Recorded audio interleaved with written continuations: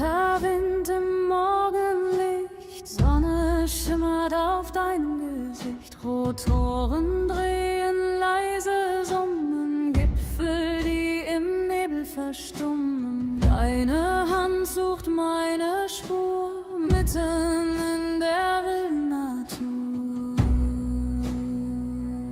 Drohne steigt im kühlen Blau, Gipfel glänzen voller Tau. Erster Strahl bricht durch die Nacht, hat die Welt zum Licht gebracht. Wir zwei schauen nur nach oben, wo die Winde leise toben. Das Display leuchtet, scharfes Bild, der Blick von oben rau und wild. Felsen steigen steil empor, ein goldener Vorhang schiebt sich vor. Die Kälte beißt, doch du bleibst nah, der schönste Moment im ganzen Jahr. Drohne steigt im kühlen Blau, Gipfel glänzen voller Tau. Erster Strahl bricht durch die Nacht, hat die Welt zum Licht gebracht. Wir zwei schauen nur nach oben, wo die Winde leise toben. Vogelperspektive, weit und frei, kein Lärm, kein Stress zieht hier vorbei. Der Akku hält, der Kamerasinn fängt deine sanfte Liebe ein. Wir frieren kaum, der Blick macht warm, ich halte dich fest in meinem Arm. Ein Klick, ein Foto festgehalten, wie die Schatten sanft verhalten. Das Licht wird warm, der Himmel brennt, ein Augenblick, den niemand kennt. Die Kamera landet sanft im Gras, nur für uns zwei war dieses Gras.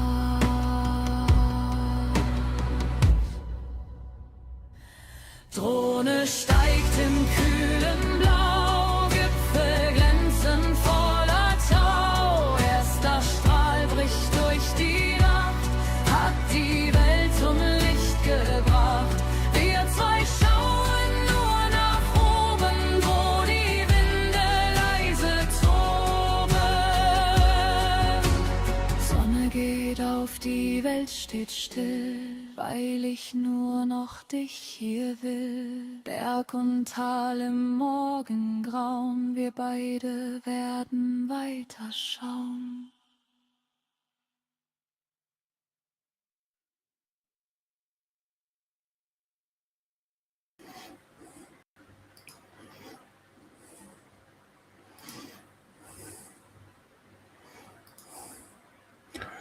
Grüß euch, Servus und Habedere zum 193.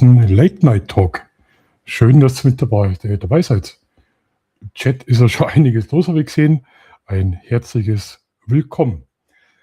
Ich poste euch jetzt gleich anfangs mal den Link rein. Wenn ihr mit dabei sein wollt, ihr wisst, jeder ist willkommen. Und wer mit mir quatschen will, einfach draufdrücken, total easy, klappt sogar mit dem Handy. Ich habe heute sogar was vorbereitet, und zwar werdet ihr euch gewundert haben, mit der Überschrift Hundekampf und Golfschläger. Insgesamt habe ich 3 Themen. 2 Wochen ist jetzt her, der letzte Stream, und die 2 Wochen waren richtig, richtig aufregend.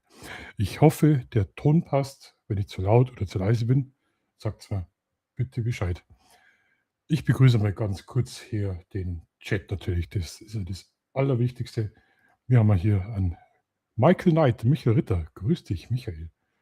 Wir haben hier den Traungrafer. Grüß dich, Jörg. Servus und Habedere Richtung Ringsburg. Wir haben hier die mit dem Pferd tanzt. Servus und schöne Grüße nach Österreich. Dann haben wir hier unseren lieben Stammzuschauer mittlerweile in jedem Stream dabei, der Andreas aus dem heißen Rheinau. Und natürlich geballtes Fachwissen der liebe, gute Andi. Grüß euch. So, wie war eure Woche? Meine Woche oder meine 2 Wochen, die waren jetzt richtig irre. Wir schauen uns später ein Video an zum Thema Golfschläger. Und zwar hat der liebe Jörg, der Traumgraffer, ein Video aufgenommen vom Golf Valley oder Valley, wie man es anscheinend ausspricht.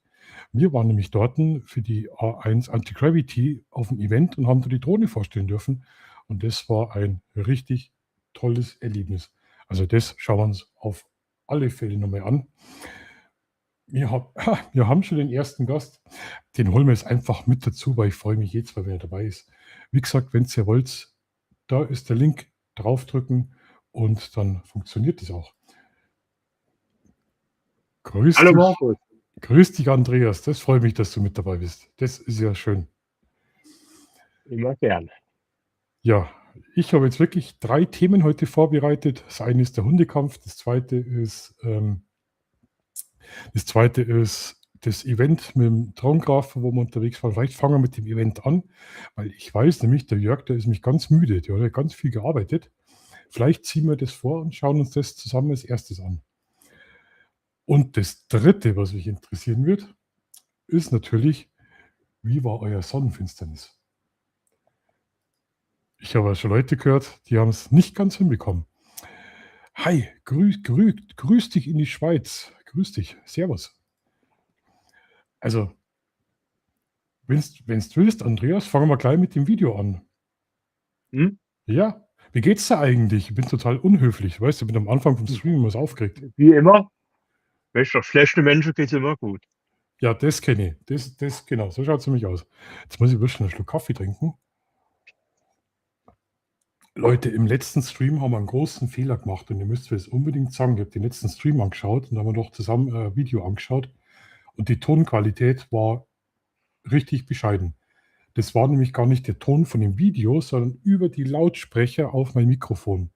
Die blöde Stream-Software kann nämlich keinen Ton vom Browser abgreifen. Also wenn wir wieder mal so schlechte Qualität haben, Andreas, dann also Sachen anschauen direkt im Browser klappt mit der Software leider nicht. Also entschuldigt wegen der Qualität, aber das war ja unmöglich. So, also hallo ganz. Astrid. Hä? Ja, hallo Astrid, die ist auch da. Ja, war ganz schrecklich. Also nochmal kurz zur Erklärung. Der Jörg war mit mir in München in einem Golfclub und zwar haben wir da die A1 Anti-Gravity vorgestellt. Wir haben da Zelte und alles so bekommen, sind da hingefahren und haben den Golfleuten da, die haben einen Golfwettbewerb gehabt, die Drohne vorstellen dürfen. War richtig cool. War ein bisschen, also war so ein bisschen, es war ein bisschen komisch. Wie ich da mit meinem kleinen roten, rostigen Auto vorgefahren bin und dann neben einem Ferrari geparkt habe. Also es war nur die Farbe gleich. Es war wirklich nur die Farbe gleich. Beim Andi war die Sonnenfinsternis Nebensache. Aber das ist schade. Grüß dich, servus, habe die Ehre. Also, wie gesagt, ich habe mir erst mal so ein bisschen Gedanken gemacht. Da waren doch Ingenieure, Immobilienmakler, alles Mögliche unterwegs. Denke mir, oh mein Gott, Markus, wo bist du dahin geraten? Wo bist du dahin geraten? Ich auf dem Golfplatz. Und dabei muss ich sagen, das war eine richtig coole Stimmung. Das war richtig angenehm, toll. Also ich war da wirklich angenehm überrascht. Wie ist denn das bei dir, Andreas? Du spielst ja auch jahrelang Golf, was ich so gehört habe. Der Handicap? Ja, brutal. Nicht ausrechnen, wie hoch mein Handicap ist. Also genauso viel Golfahnung wie ich quasi, oder? Ja, noch mehr. Der Jörg und ich, wir haben bloß immer die ganze Zeit die Waagerl angeschaut. Die waren nämlich total lustig. Die sind in alle Richtungen hintereinander Wettrennen über den ganzen Golfplatz ins gefahren.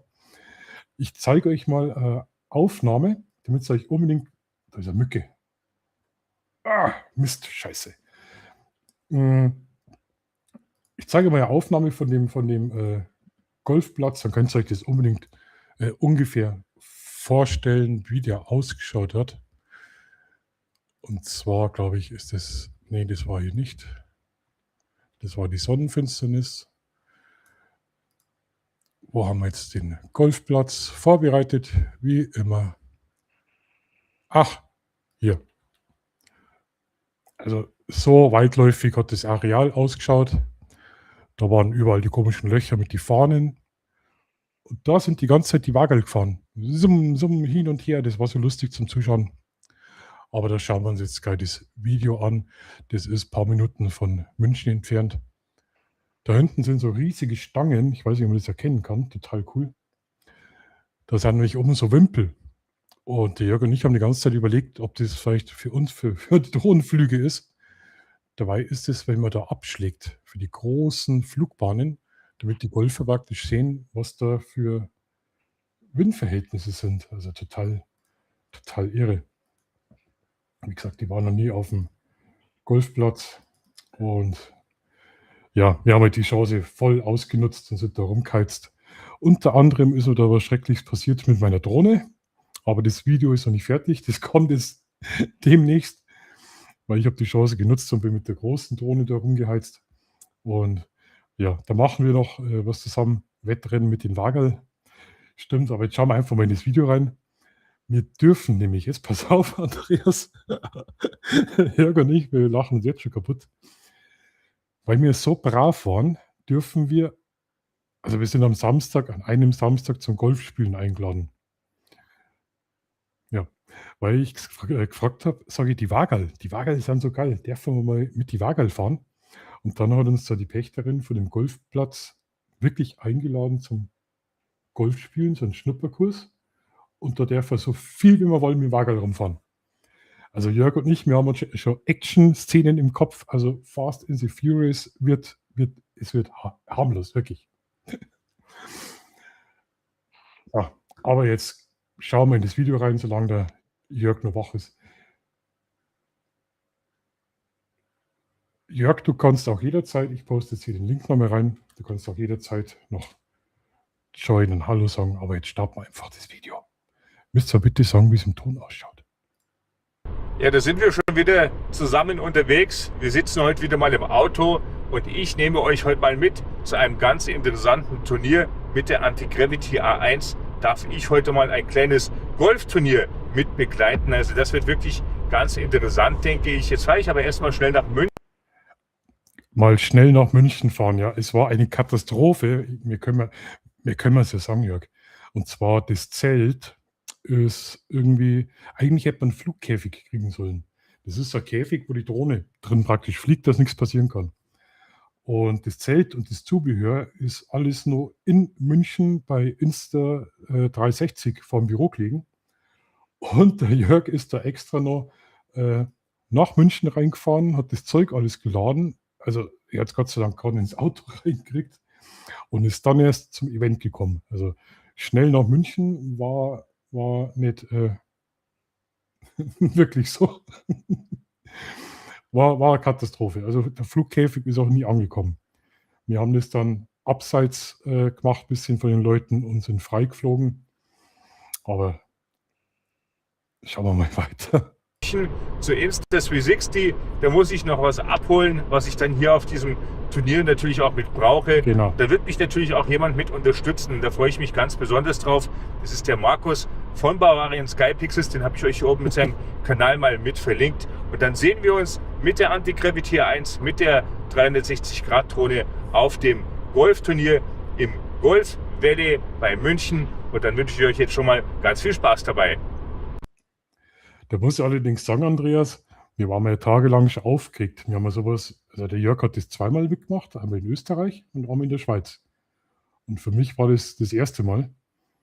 Und wir haben schon ewig vorausgeplant. Wir haben ja fast jeden Abend telefoniert und hier und das dürfen wir nicht vergessen. Und kannst du dir vorstellen, Katastrophe, oder? Ja, das ist schon aufregend, sowas. Naja, du musst dir vorstellen, du repräsentierst eine Firma und dann geht irgendwas schief. Also da bist du schon ganz schön aufgeregt. Ja, Jetzt muss ich schnell einen Schluck Wasser trinken. Aus der Alpenquelle habe ich heute frisch gezapft. Also da ist Tee drin. Wie gesagt, jedes Mal, das Bilder wäre kaputt. ist kein Rost. Es ist einfach das Beste. Es gibt kein besseres Wasser. So, jetzt schauen wir mal weiter, was wir da auf dem Event da treiben. Jetzt bin ich auch hier schon in Valley im Golfclub oder vielleicht im Golfwelle.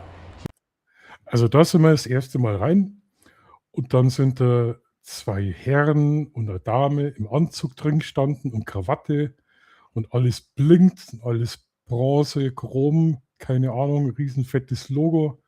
Rechts hat es gratis Getränke gegeben von, wo habe ich das? Ach, jetzt habe ich den Zettel weggeworfen. Irgendwas aus den Philippinen, also richtig cool. Ein Hopfenblütentee. Nein, es ist kein Hopfenblütentee, Jörg. Und da haben wir uns schon gedacht, ach du Scheiße, wo sind wir da hingeraten? Oh Gott. Der Jörg hat sich da mal da links so Golfschläger angeschaut. Die haben auch so einen Shop. Jetzt könnt ihr mal raten, was da ein so ein blöder Golfschläger kostet. Andi, schätze mal.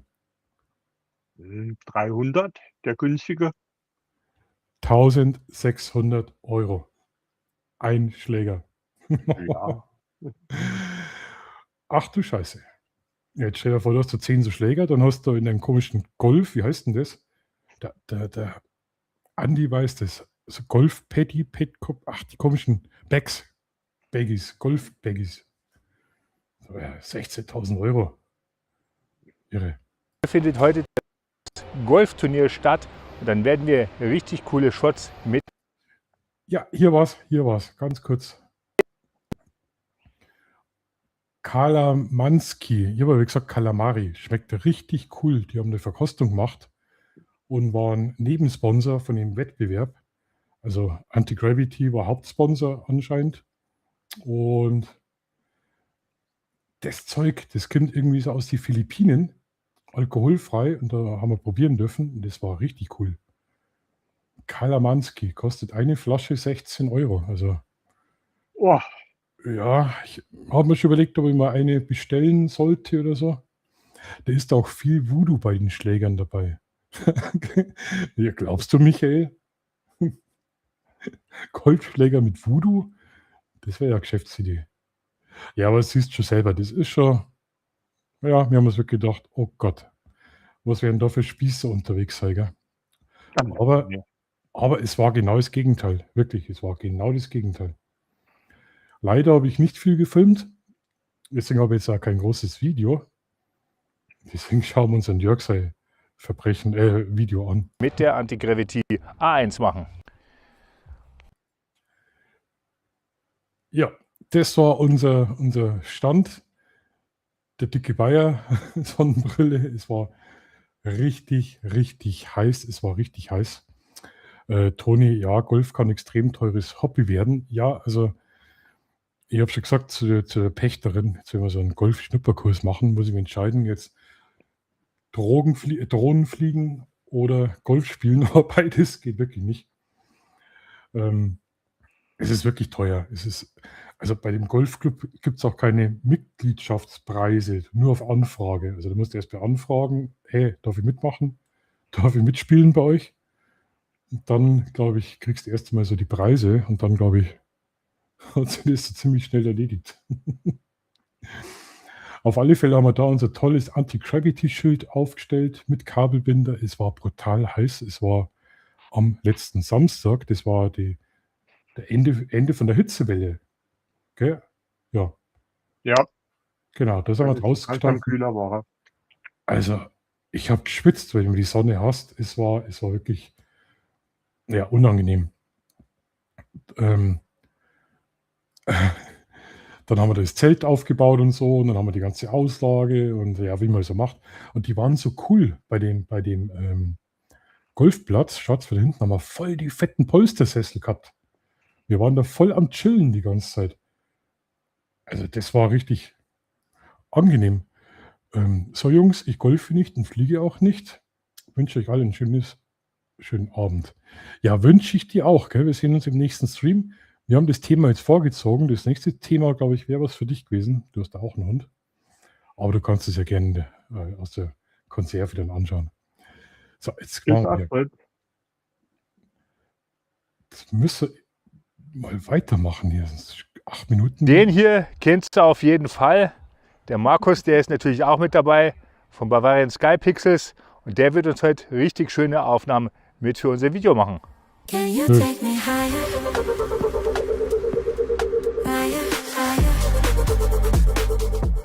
Jetzt machen wir hier mal einen kleinen Das sind die Wagerl.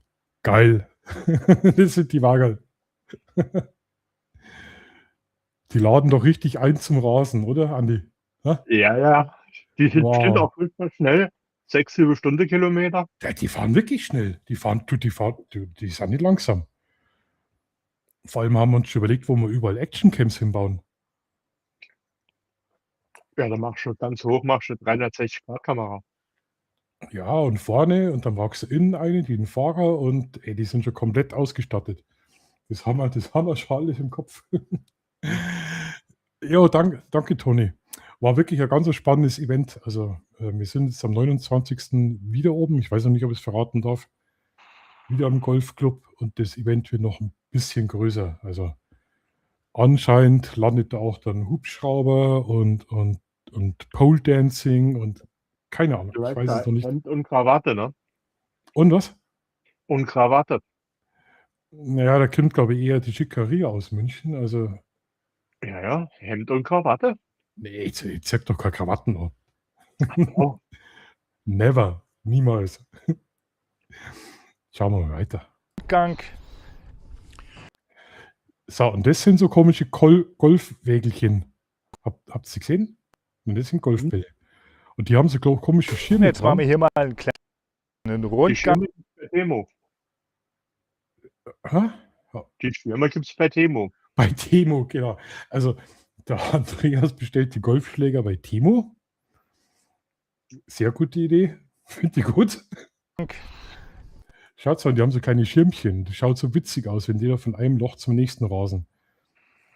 Das schaut aus wie so Italien, die Strandverkäufer, die Eisverkäufer. Kennst du die?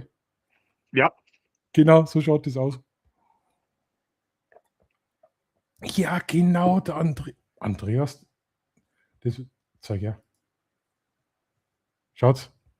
Timo. Definitiv, ja, ganz klar, Temo. Cool. Du bist praktisch, du musst damit, wirklich. Du musst damit. Jetzt gucken wir mal schnell weiter. Im gut sortierten Golfshop gibt es natürlich reichlich Auswahl an Golfbekleidung und natürlich auch an Zubehör. Ja, Also schaut's mal. Irre. die Golfspieler 1600 unter euch, die 1600 finden Euro. hier auf jeden Fall die passende Ausrüstung. Jetzt werden wir hier mal ein Stückchen weitergehen und dann kommen wir hier auch schon in unser Restaurant und da sehen wir uns mal an, was uns hier auch so geboten wird. Also das Restaurant, da ist ja Vietnamese drauf. Da waren wir später essen, weil wir eingeladen worden sind zum Essen.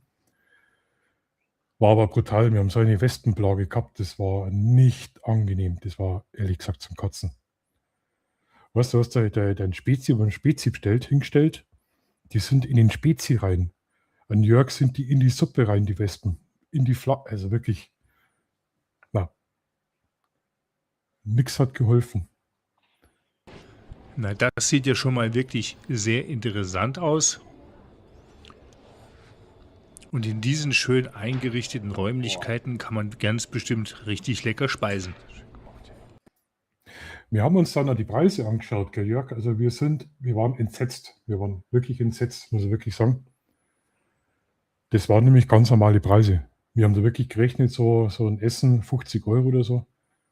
Du hast ja echt für 12, 14, 15, 16 Euro schon vollwertiges Essen gekriegt. Und wenn man sich das Ambiente so anschaut, hätte ich gesagt, oh, das wird teuer. So kann man sich täuschen, ja? Ja. Also wirklich. Ja, viele Mitglieder sind und die zahlen auch entsprechend der Mitgliedsbeitrag. Da wird ja schon einiges damit finanziert sein. Ne? Wahrscheinlich. Ja, Michael Knight, das Bild ist richtig geil. Ich habe es leider nicht gesehen, weil ich bin draußen gehockt bei den Sachen, so ein bisschen das Auge drauf werfen. Man weiß ja nie, weil da doch ein paar tausend Euro rumgestanden sind, weißt du. Deswegen habe ich einen Jörg da drin mit der Pocket, nein, nicht mit der Pocket, rumdüsen lassen und ich habe auf die Drohnen aufpasst. Weil wir haben ja doch einige Drohnen dabei gehabt und das ist ja noch ruckzuck gleich ein paar tausend Euro, ja. Und draußen unbeaufsichtigt stehen lassen. Naja, beim nächsten Mal bestelle ich mir Bienenstich. Der Jörg hat so viel Glück gehabt, weil eine Wespe ist ihm direkt ins Teller rein, in die Suppe und hat sich da drin gebadet. Also das, das war nicht schön. Hi Christian, grüß dich, servus. Wir schauen uns gerade das Video an vom Jörg, wo wir auf dem Golf-Event waren mit der A1. Ein herzliches Willkommen. Mal weiter. Wie man hier sehen kann, sind bereits auch schon einige Leckereien hier vorbereitet. Oh ja. Und ganz da hinten ist unser Stand. Kannst du sehen, Andreas? Ganz da hinten. Ja, mit dem gelben Dach. Ja, genau. Wir haben nämlich keinen Käfig dabei gehabt, wo die Drohne sicher fliegen kann. Und da speisen ja dann die Herrschaften. Und da wollten wir aus Sicherheitsgründen und Lärmgründen natürlich, wir haben ja Werbung gemacht für Drohnen, wollten wir die Leute nicht sauer machen, indem wir pfeifend mit den Drohnen die ganze Zeit vorbei pfeifen. Da hätte man genau das Gegenteil wahrscheinlich erreicht. Deswegen hat einer immer einen Blick so auf die Wertsachen da hinten gehabt. Was schreibt denn Andi? Klar gibt es Tricks, Wespen vom Esstisch fernzuhalten, ohne sie zu töten. Andi, wenn du da einen Trick weißt, dann sag's mir's. Wir haben dann im Glas, haben ein bisschen was übrig lassen und dann Bierdeckel drauf, da waren die im Glas. Wir haben eine Colaflasche hingestellt, abseits, und haben gehofft, dass die da Freude dran haben. Nee, Ventilator. das hat 5 Minuten geholfen und dann sind die bei uns wieder zack ins Essen rein. Ventilator hinstelle. Ich habe auf der Terrasse an der Decke ein paar Ventilatoren hängen. Da kommt keine Mücke, da kommt keine Schnake und da kommt auch kein Wespe. Ja, haben wir leider nicht gehabt. Kann man bei Temu kaufen. Also wenn man sich Golfschläger bei Temu bestellt, dann gleich einen Propeller dazu. Super. Jetzt haben wir uns aber hier drin genug angeschaut. Jetzt geht's raus, ab zu unserem Stand, den wir natürlich Genau. auch schon aufgebaut haben. Da sind wir dann draußen geguckt. Soweit ist alles startklar. Der Markus, der überprüft jetzt hier noch ein paar Sachen an unserem Monitor, damit wir dann auch den Flugsimulator den Leuten mit präsentieren können. Das hat leider nicht so ganz funktioniert, weil es war zu hell für den Monitor. Das war ein bisschen schade. Aber am Samstag, also wenn jemand Lust und Laune hat, am Samstag, ihr könnt mich oder den Jörg anschreiben, wenn ihr aus der Nähe von München seid und das vielleicht auch sehen wollt. Ich glaube, ihr dürft da sicher auch vorbeikommen. Bin mir da ganz sicher. Beziehungsweise, ich habe die A1 noch zum Testen. Dann schreibt es mich an, wenn ihr aus meiner Gegend seid oder so, ich sage mal so Rosenheim, Berchtesgaden, Rauf, Altötting, wenn ihr Lust habt und wollt das Ding einmal fliegen, sagt es auf alle Fälle Bescheid. Ihr habt da richtig viel Bock drauf. Der Toni schreibt, wieso schaut es so leer aus an dem Event? Das ist ganz einfach, weil die ganzen Golfer auf dem Golfplatz noch verteilt sind und die Kugeln dann die Löcher reinschießen. Die waren alle noch am Platz und sind dann am Nachmittag zurück. Und dann späten Nachmittag war dann die Preisverleihung und dann sind die Leute gekommen nach dem Essen. Also jetzt im Moment in dem Video sind die alle nur am Golfen unterwegs. Das Golfturnier ist bereits im vollen Gange und wir warten jetzt erstmal hier auf unseren Einsatz. Genau. Also ich glaube, so ein Auto kaufe ich mir auch nochmal. Ist gerade schön für die Stadt und jetzt bei den Temperaturen immer schön luftig. When you light up a room,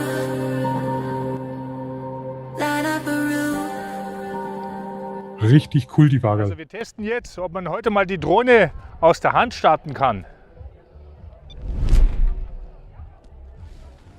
Ja, Das haben wir noch nie ausprobiert, ob man die A1 aus der Hand starten kann. Das war total spannend. Das war das erste Mal. Und natürlich habe ich meine Wurstelfinger dort. aber das macht er nicht, Markus. Warte mal. Doch, die muss das machen. Start möglich, aber der macht nichts, Markus. Doch, Echt nicht? muss. Okay. Muss.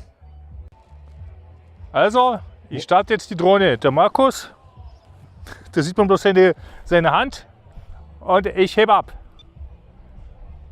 Achtung! Ja, hat das wirklich funktioniert.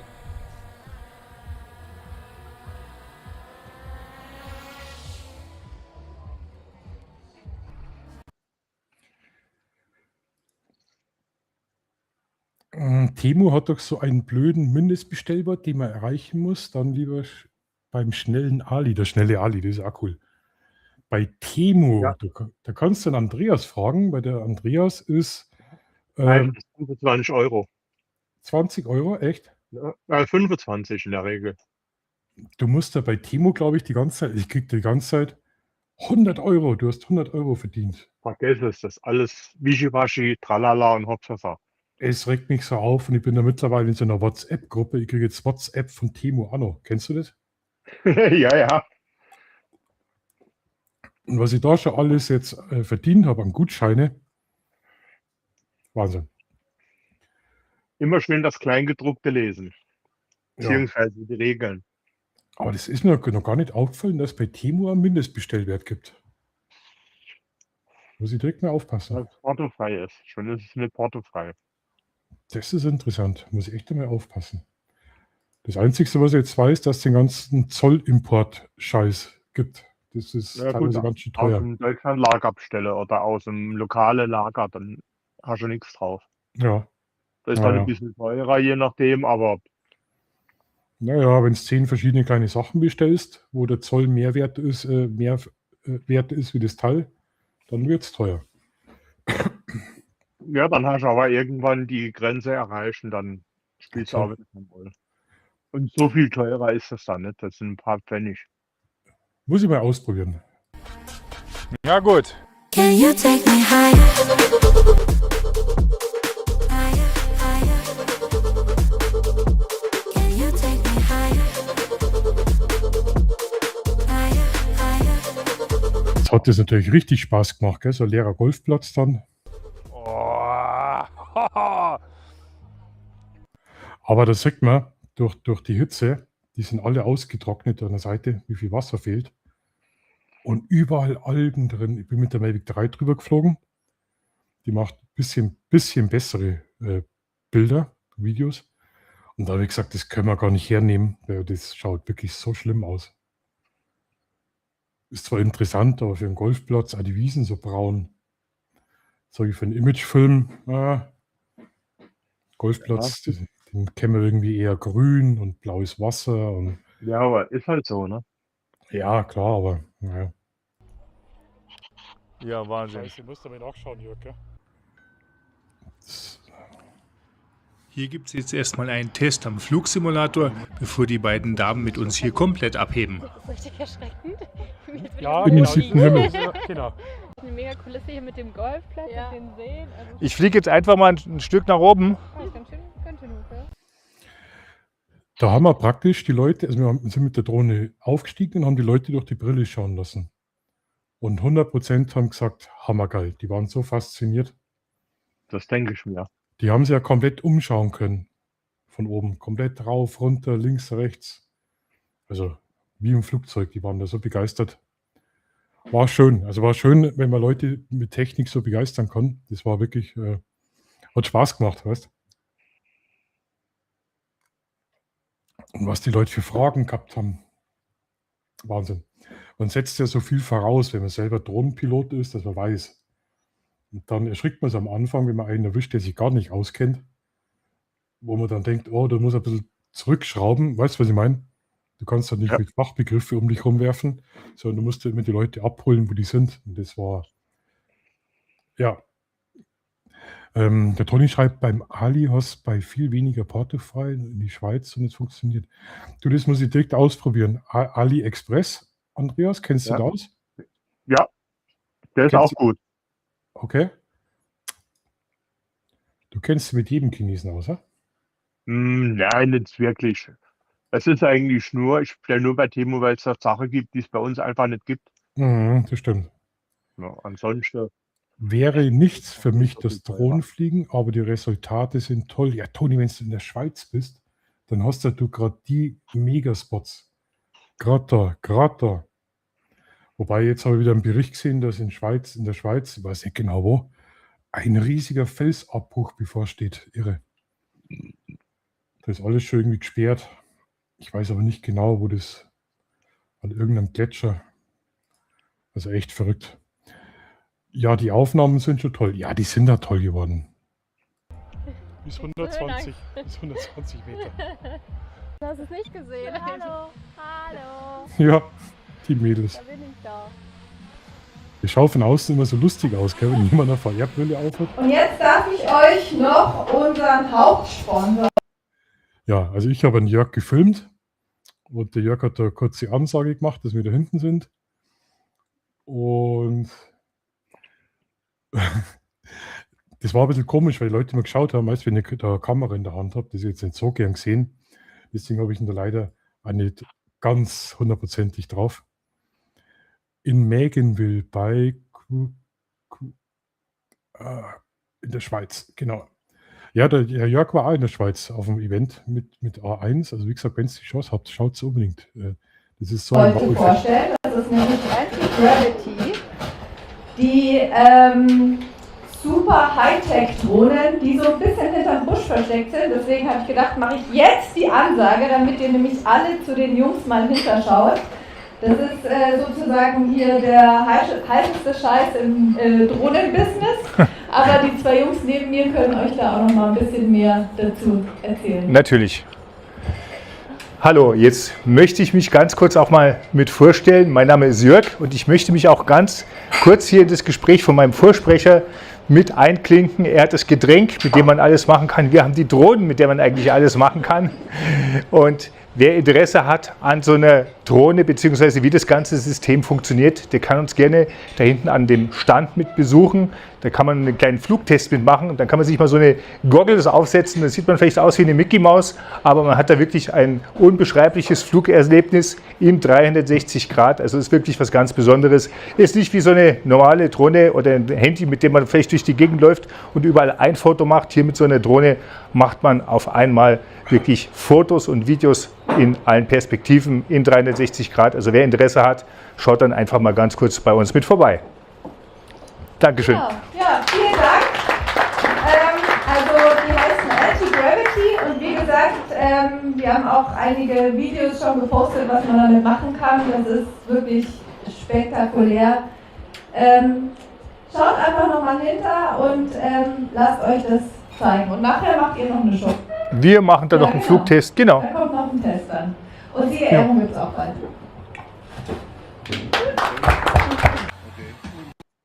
Ja, das war der Werbeblock, genau. War total cool, ist komplett entspannt. Und dann sind natürlich schon die ersten Leute gekommen und das war richtig cool, weil, sag mir was, jetzt wo du es sagst, was hast du dort gemacht? Wusste nicht mal, dass die dort sind. Ja, die sind auch in der Schweiz. Also das war total spannend. Also ich habe das spannend gefunden. Wir haben dabei gehabt ich sage mal Kunden, Interessierten. Wir haben Ingenieure dabei gehabt. Wir haben Berufspiloten dabei gehabt, die was sie wirklich auskennen mit Fliegen. Wir haben Hubschrauberpiloten dabei gehabt. Wir haben eine Kaffeemaschine, irgendwelche Leute vom Wiener Institut dabei gehabt. Wir haben Immobilienmakler dabei gehabt. Wir haben alles Mögliche dabei gehabt. Und vor allem Leute, die sich wirklich mit Fliegen auskennen. Und sogar die haben gesagt, wow, also mit der Drohne sieht man mehr wie aus dem Flugzeug. Die waren da wirklich fasziniert. Weil er gesagt hat, im Flugzeug hast du auch deine kleinen Fenster. Da kannst du nicht durch den Boden durchschauen und so.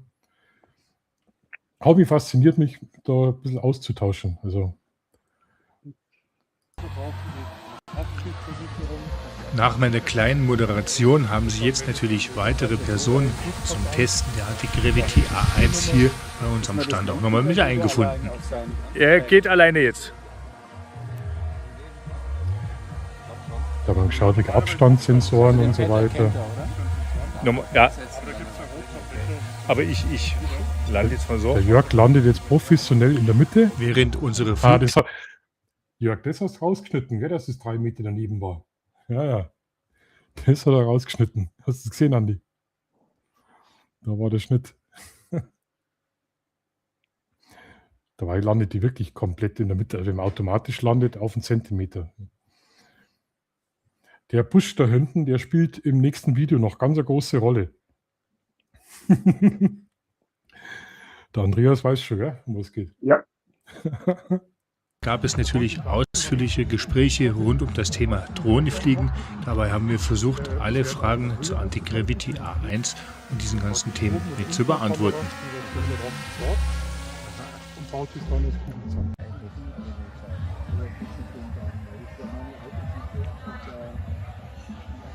Ja, dann war ja schon Sonnenuntergang, dann haben wir die Chance ein bisschen genutzt. Wir sind da rumgeflogen.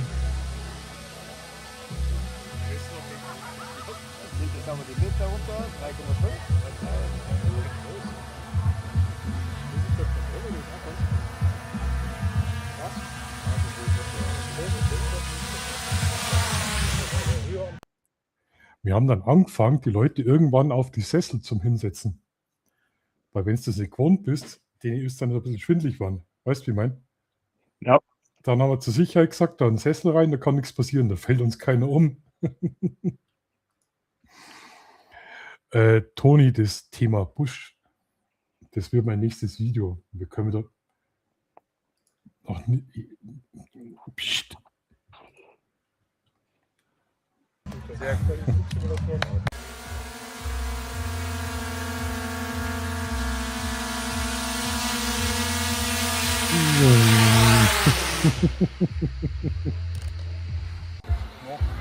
Machst du was gerade oder ich? Na, das machst alles du. Ich stehe neben dir und filme. Okay.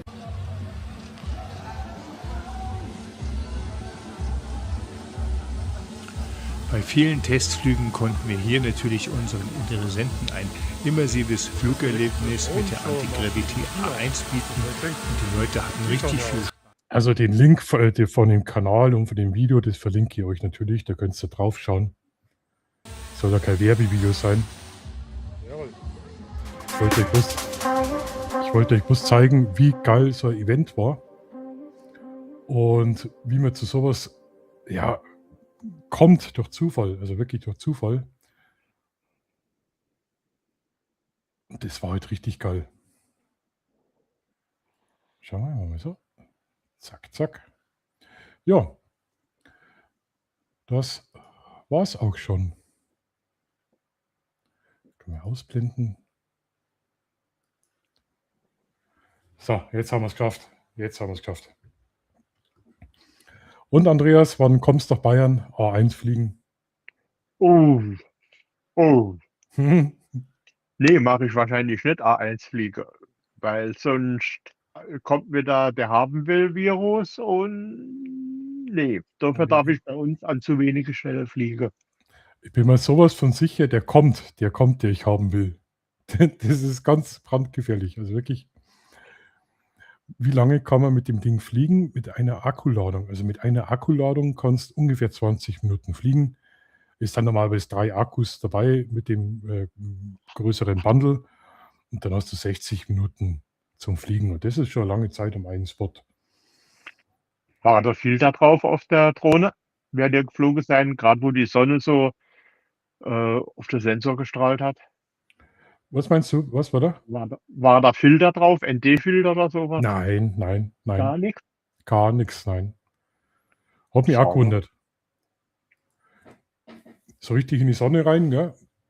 Teilweise Ja. mit Blendensternen sogar. Also Und auch die Belichtung ist also richtig super, trotz extremem Gegenlicht durch die Sonne.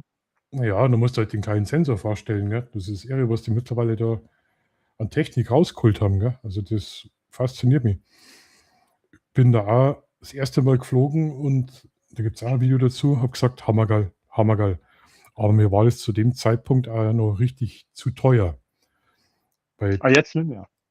naja, es geht. Also zu dem Zeitpunkt hat das Infinity Bundle, ich kann es aber holen.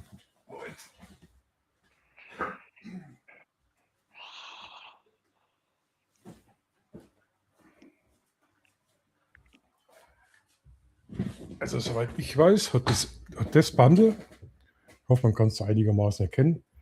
Ja. Da ist alles dabei. Es sind ja die, was wir dabei gehabt haben auf dem Event.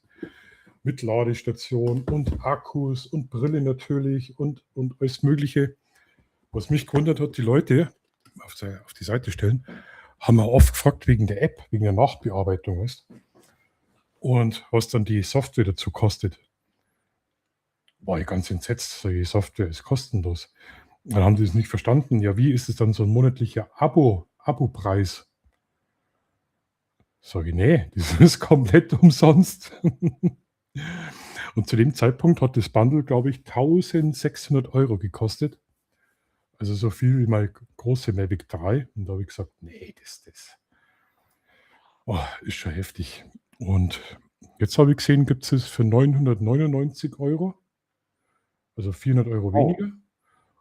Und ein Akku für 80 € noch dazu. Und dann hast du irgendwie 4 Akkus. Also das ist irre.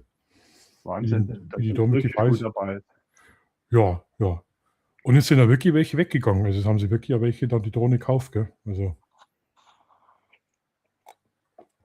das eine war zum Beispiel irgendwie so aus Tirol war der und der hat irgendwie mehrere Häuser und der fliegt damit aufs Dach hoch und macht Fotos, wie das Dach ausschaut von seinen Immobilien.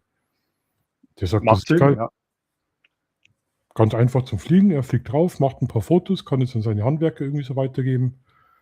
Wir haben Immobilienmakler gehabt, die waren da total interessiert dran, eben Aufnahmen von ihren Häuser zu machen, was da anbieten und so. Das war also wirklich spannende Sache. Aber es sollte eigentlich kein Werbevideo werden. Ich wollte bloß zeigen, wie geil das war. Das war wirklich spannend, wo man da mit so Kooperationen manchmal plötzlich landet, wo man so eine Woche vorher gar nicht dran gedacht hat. Gell? Jetzt sind wir am 29. wieder oben. Das wird richtig spannend. Also wenn jemand München ist, ich weiß nicht, wie das ist mit Gästeauswahl vom Golfclub oder ob das was Exklusives ist. Ich weiß es nicht. Aber ich kann es euch anbieten, wenn ihr da mal Lust habt. Seid so im Umkreis 50 Kilometer oder macht Urlaub in Bayern. Und ich komme mal nach Rheinau. Wenn die Drohne mit Noch eine Möglichkeit, schon extra ein Bett gekauft. ein Bett. Ja. Aber bei Timo. Bei Aldi. Bei Aldi gehst du fremd, das geht ja gar nicht. Ja, wenn das nicht so weit wäre. Das ist immer. Ja. Der Jörg, die Daten werden, also wenn einer Fragen hat, der Jörg kennt sich da mit der Technik brutal gut aus. Ich kenne mich mit den kleinen Drohnen jetzt nicht so gut aus. Das war nämlich auch so witzig. Weißt, weil die Leute haben oft Fragen gehabt, so im Enterprise-Bereich, also im professionellen Anwendungsbereich. Und da haben wir uns eigentlich relativ gut ergänzt. Ja, der Jörg hat sich da mit der Anti-Gravity und mit den kleinen Drohnen gut auskannt und ich auch mit den großen, fetten Agrar-Thermaldrohnen und so. Und das hat wirklich gut passt. Was die Leute da für Fragen gehabt haben, dann ist natürlich auch um den Missbrauch gegangen von Drohnen. Ich sag bloß Ukraine und so, war ein großes Thema immer wieder. Ja, beschäftigt die Leute wirklich. Also Drohnen. Ja. Also mittlerweile. Tolles Teil. Ja. Ist wirklich ein tolles Teil.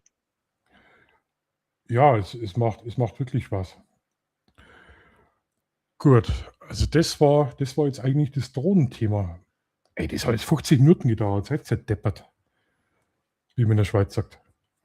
Das nächste Thema ist, wie habt ihr euer Sonnenfinsternis erlebt? Überhaupt nicht. Warum? Chance verpasst. Wie? Ja, ich habe die gar nicht mitbekommen. Man hat nichts gemerkt von der Sonnenfinsternis und Das war doch überall in den Medien, Andreas. ja, So. ich habe aber nichts gesehen davon. Oh nein. Das Und war jetzt- ja alles hell, war nichts dunkel, das war ja okay. Und jetzt sowas ärgerst nicht. dich, oder? Nö, überhaupt nicht. Das war mir. Mondfinsternis ist interessanter. Nee. Find jetzt Ja. nicht. Mondfinsternis haben wir öfters. Ja, aber ich finde es irgendwie schöner, so der Mond, die andere Farbe dann.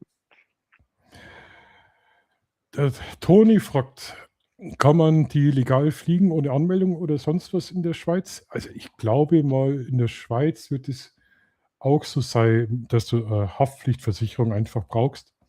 Wie das genau ist, ja, die kannst du ganz normal fliegen in der Schweiz. Das ist bei euch noch etwas einfacher als in Deutschland. Ich glaube, das ist nämlich wirklich so. Meine Schwester hat zum Beispiel einen Drohnenführerschein letztes Mal gemacht. Online in 10 Minuten oder so. Ja, gut, der Kleine. Mhm. Ja, gut, das geht ja nicht lang. Also Dann ja, haben aber wir in auch Deutschland ist ja das schon wieder irgendwie alles ein bisschen komplizierter. So, also Sonnenfinsternis. Ich habe die Sonnenfinsternis nicht verpasst. Ich wechsle jetzt einmal auf den Monitor rüber. Da muss ich euch nämlich was erzählen, was für mich in meiner YouTube-Laufbahn der absolute Hammer war, was ich noch nie erlebt habe. Jörg ist da wirklich ganz toll am Informieren. Super, danke dir, Jörg. Gell? Wie gesagt, schaut beim Jörg auf dem Kanal vorbei. Der hat ganz viele A1-Videos. Er hat jetzt auch eins rausgebracht oder bringt es gerade raus mit der Avatar-Vergleich. Aber schaut da vorbei. Techniksachen, ich glaube, da findet ihr alles. So, jetzt sind wir aber bei der Mondfinsternis. Wir machen da wieder Screen Share. Zack, zack, zack. Siehst du das, wie ich das schon kann? Brutal. Verrückt, gell? Ja. Und zwar war das ein richtig tolles Erlebnis und in meiner YouTube-Laufbahn habe ich etwas Gigantisches erlebt, was ich so noch nie erlebt habe. Das will ich euch zeigen. Und zwar ist dieses Bild durch die Medien gegangen. Ich mache das ein bisschen größer. Das war München. Wahnsinn. Das habe ich auch gesehen. Das hat ausgeschaut wie die Schwammerl. Wie die Schwammerl. Also ganz schlimm. Für mich wäre sowas Super-GAU. Würdest du da reinsetzen, Andi? Nee. Niemals. Keine Fall. Niemals, gell? Das ist nicht mehr entspannt. Also das war, ihr müsst euch vorstellen, ein riesiger Berg und da sind die drum gehockt wie die Schwammerl. Wie die Schwammerl. Pilze. Pilze. Ja, Jörg, du, gerne. Wie gesagt, es hat richtig viel Spaß gemacht. Genau. Und leider habe ich ja kein Video aufgenommen, deswegen habe ich einfach deins geschnappt heute, dass ich es herzeigen kann. Ich habe ein Foto gemacht mit der Nikon Z6 II. Kann man es einigermaßen erkennen, ja. Ja. Jetzt hat ja jeder gesagt, es sind ja tausende Videos rumgegangen. Du brauchst einen Filter, du brauchst das und das und das und alles Katastrophe. Und wenn du da rein fotografierst, explodiert die Kamera. Mit dem Auge darfst du auch nicht reinschauen, weil du wirst das sofort instant blind. Hast du so Videos auch gesehen?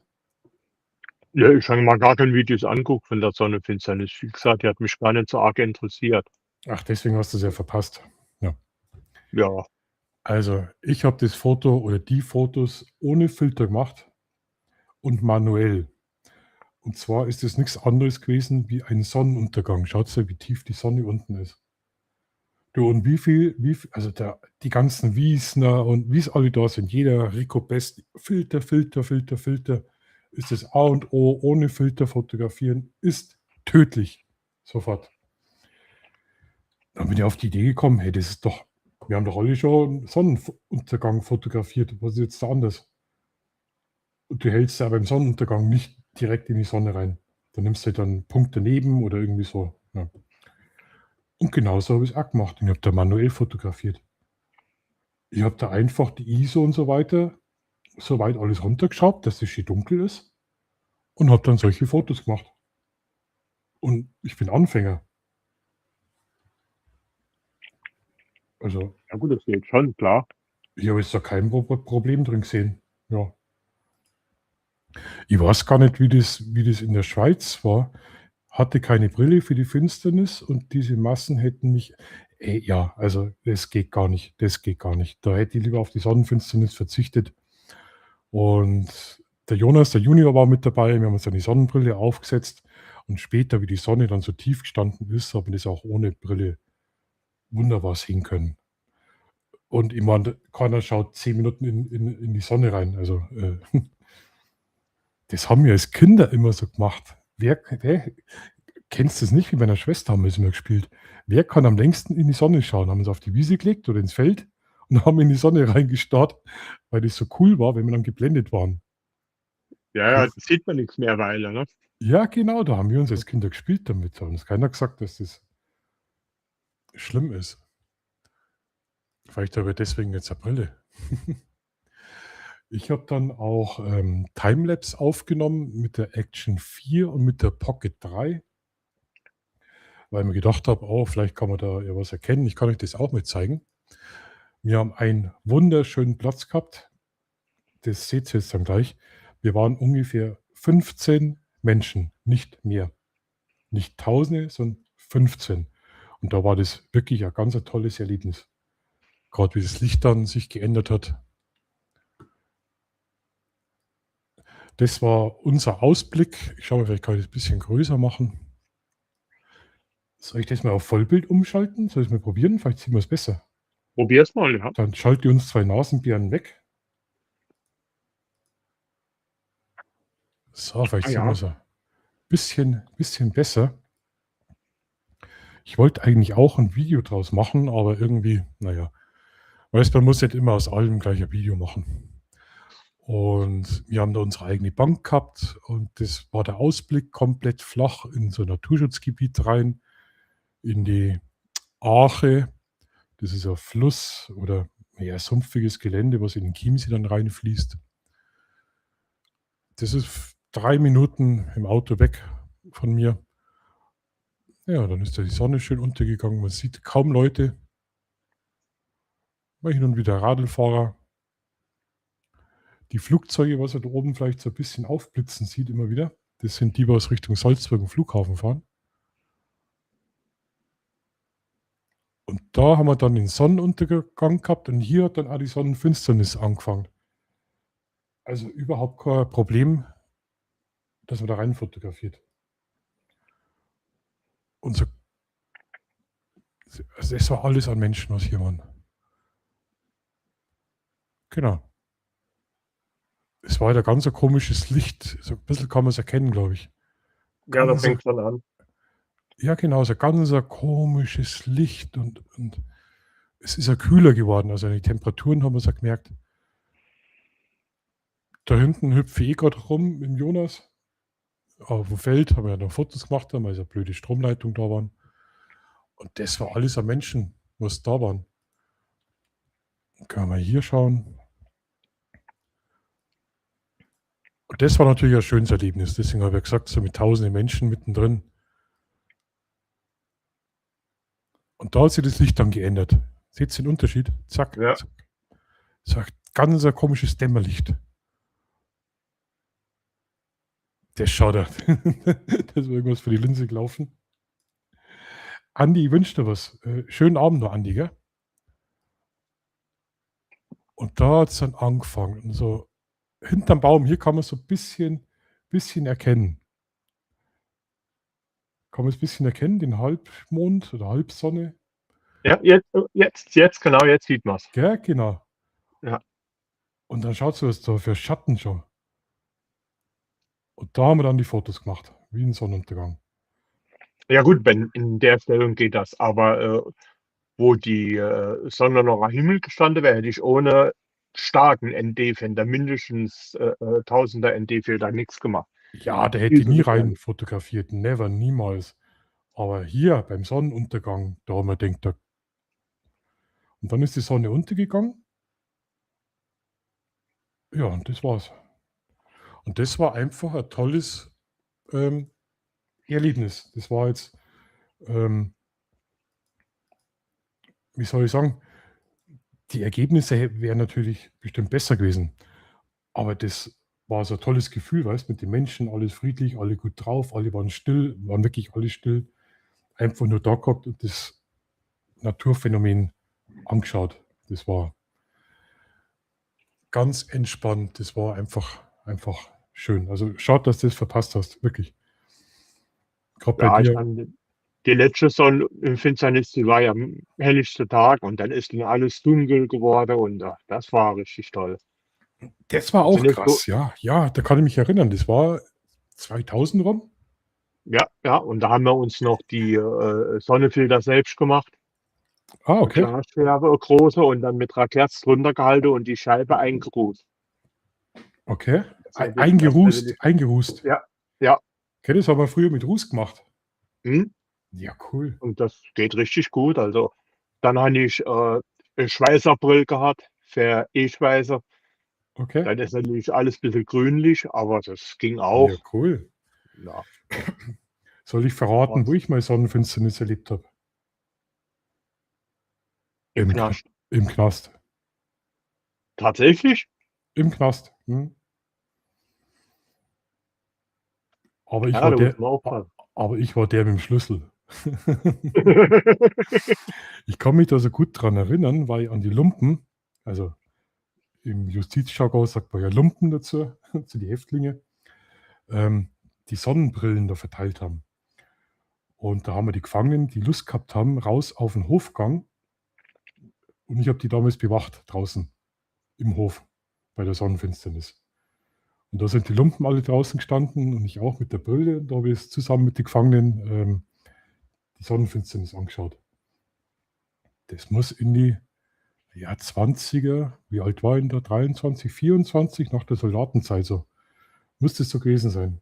Deswegen kann ich mich so super gut daran erinnern, was das dann für komische Stimmung war. Wie bist du da drauf gekommen im Knast? Sag mal. Das war wieder ein Glückstreffer. Ja, klar. Mhm. Aber das schauen die Leute immer so, wie ich sage, ja, im Knast.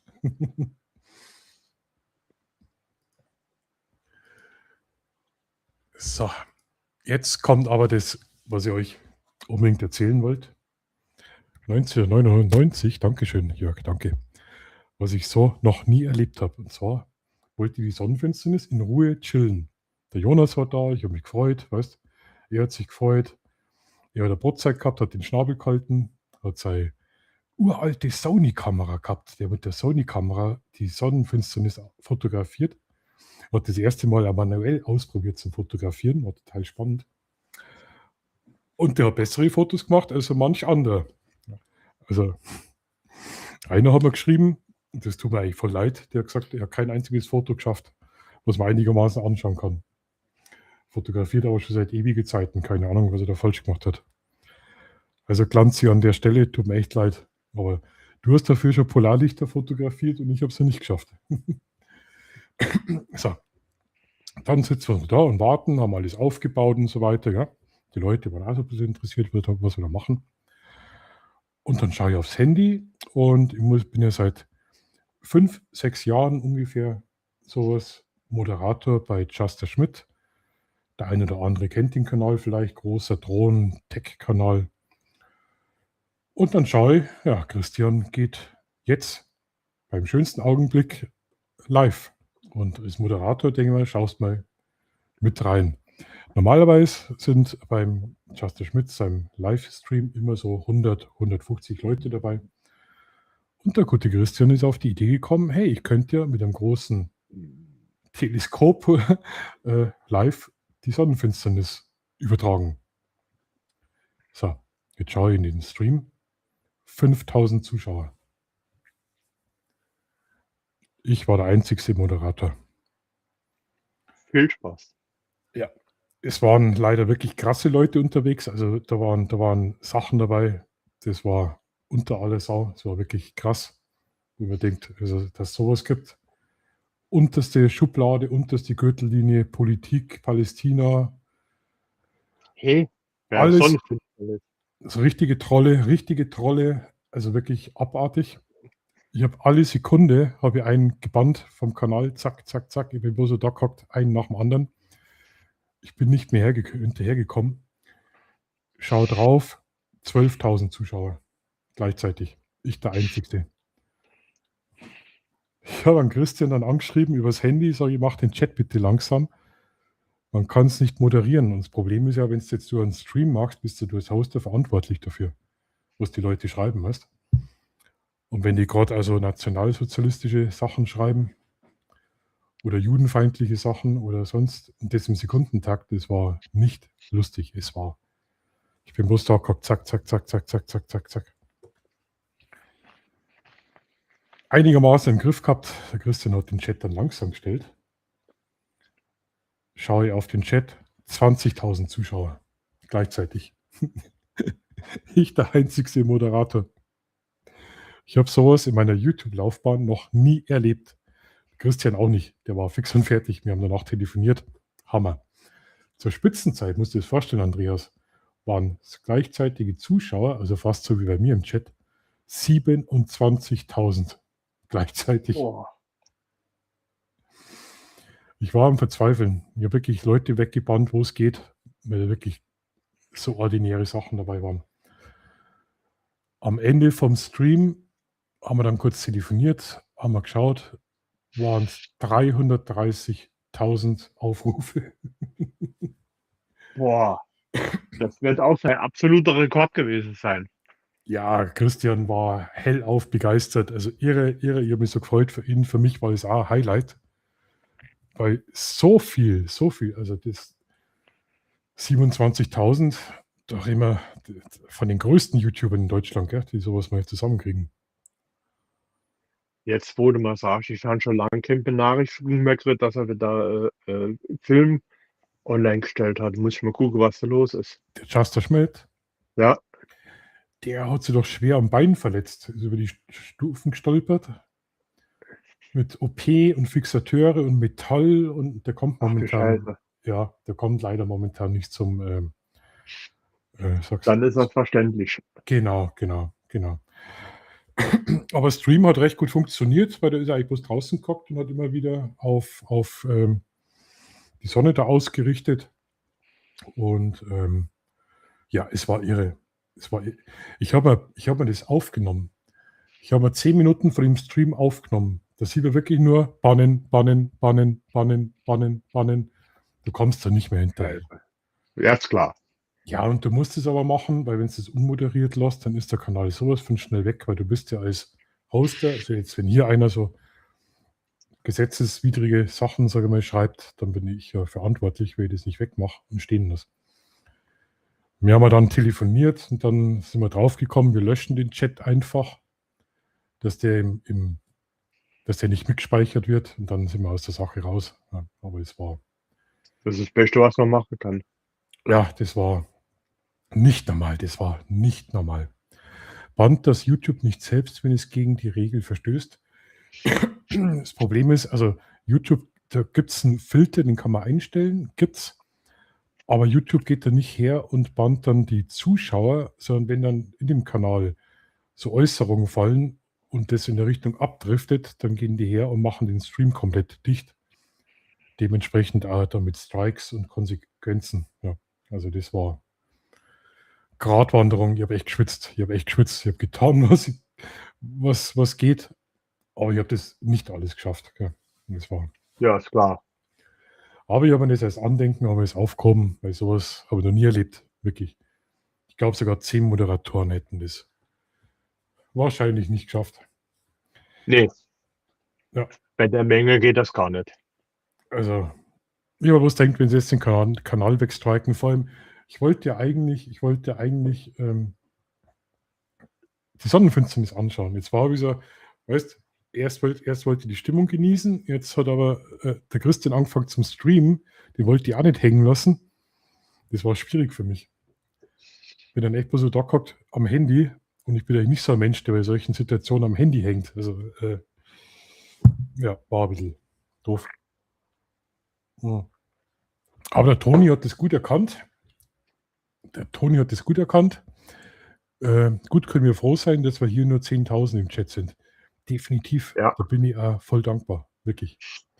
Nee, wir sind jetzt, glaube ich, 12 oder so. Hey, also mich freut es sowieso immer, wenn Zuschauer da sind.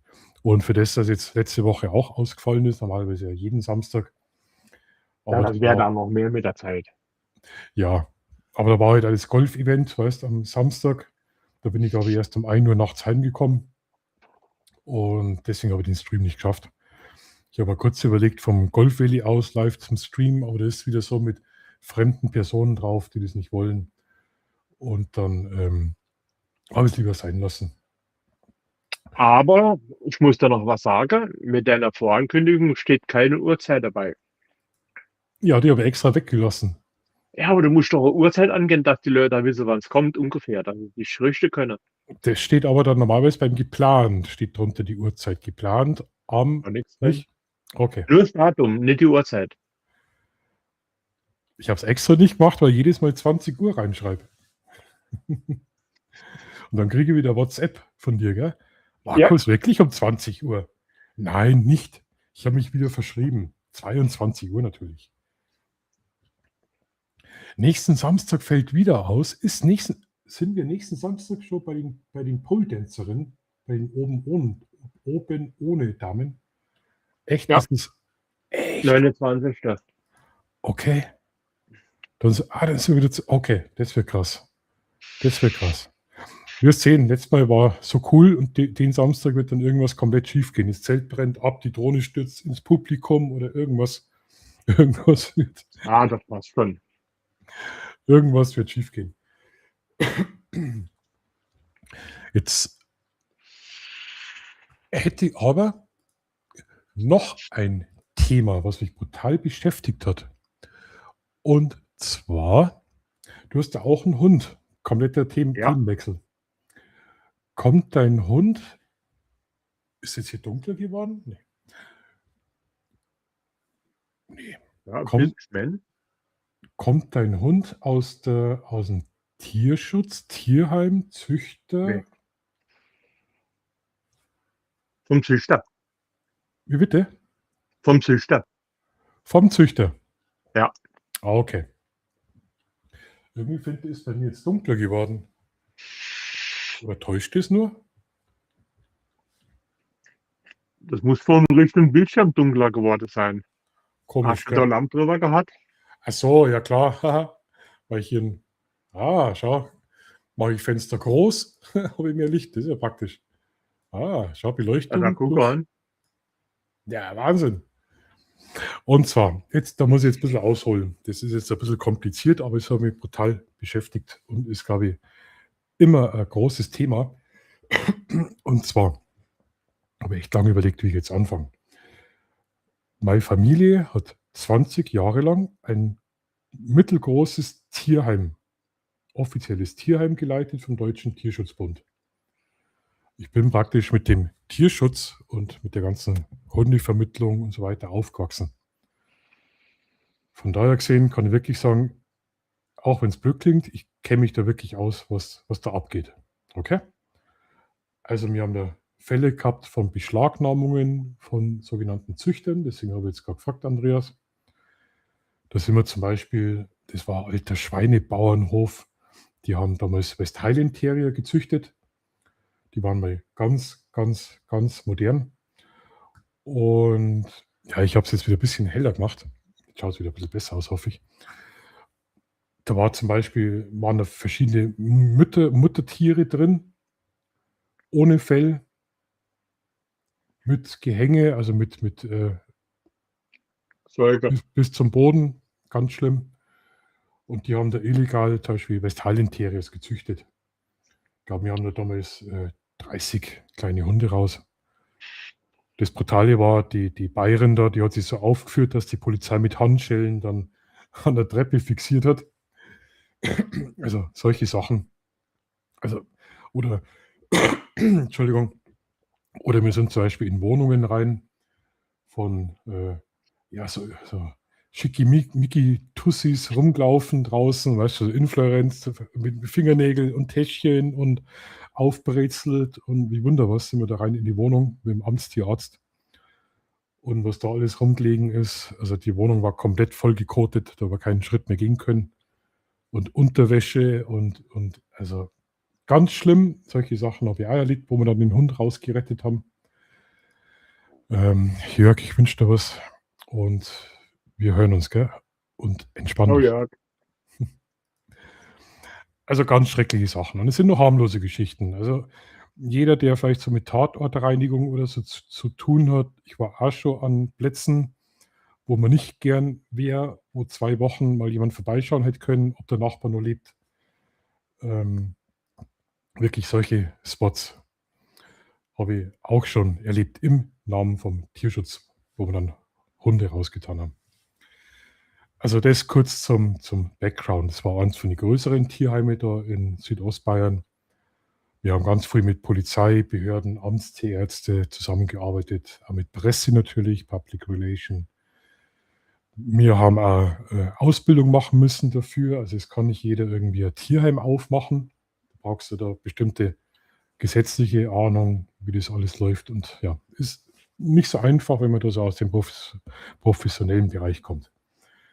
So, das zur Einführung zu dem Thema. Deswegen habe ich gefragt, wegen dem Züchter, also mein Hund kommt aus der Pflege.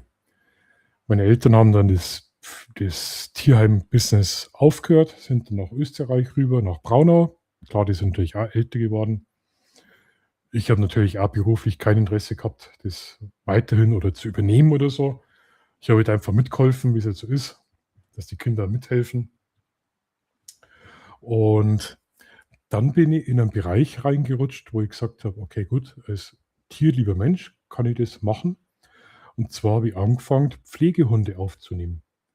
Kennst du das so mit Pflegehunde? Ja, ich kenne das schon, aber ich habe noch nie Pflegehund gehabt. Okay. Pflegekatze habe ich als noch gehabt. Also das sind Hunde, die kommen aus der privaten Vermittlung.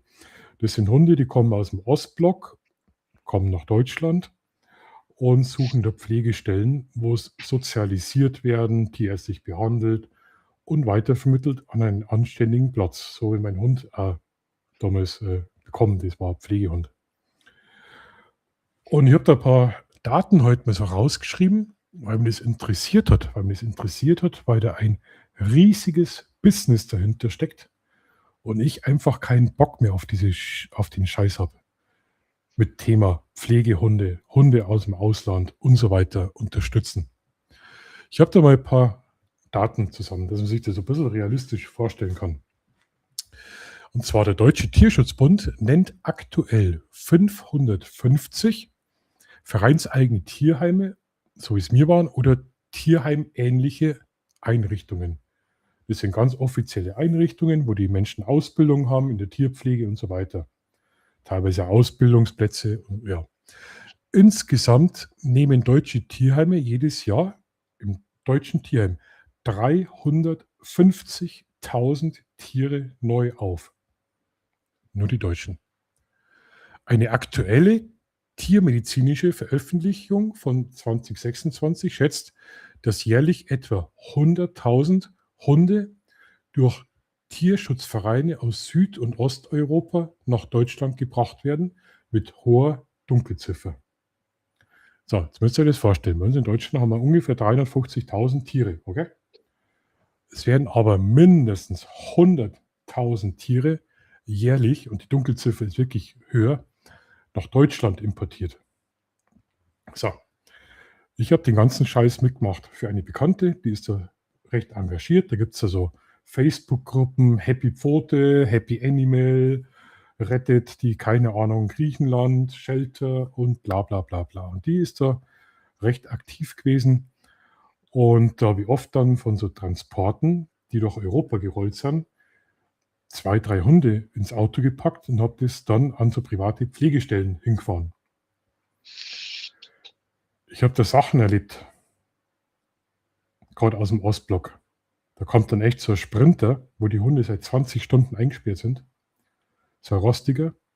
Nicht irgendwo öffentlich an der Tankstelle. Wir haben uns da mitten in der Nacht in einem Wald getroffen, über GPS-Daten, abseits im Dunkeln. Ganz schnell. Aufgemacht, dann waren da hinten Drahtgitter. Drahtgitter waren da drin, mit Käfige, wo die Hunde eingepfercht waren. Wirklich. Und alles illegal, da bin ich mir sowas von sicher, weil das wirklich versteckt im Wald war. Dann habe ich aber auch Transporte gehabt, wo die Großen gekommen sind, von Spanien rauf zum Beispiel. Das waren komplett umgebautes 7,5 oder sogar 12 Tonner. Was bestimmt schon mal vielleicht auf der Autobahn gesehen, Tiertransport oder so. Du hast da hinten aufgemacht, da hat jeder seinen eigenen Käfig drin gehabt, richtig schön geräumig, frisches Wasser, Futter, Decken. Du hast genau gesehen, denen ist da richtig gut gegangen. Das waren wirklich gute Transporte. Ja. So den Unterschied. Das Illegale, wo ich gesagt habe, das mache ich nicht mehr. Die Hunde haben ausgeschaut, das kannst du dir nicht vorstellen. Komplett ungepflegt.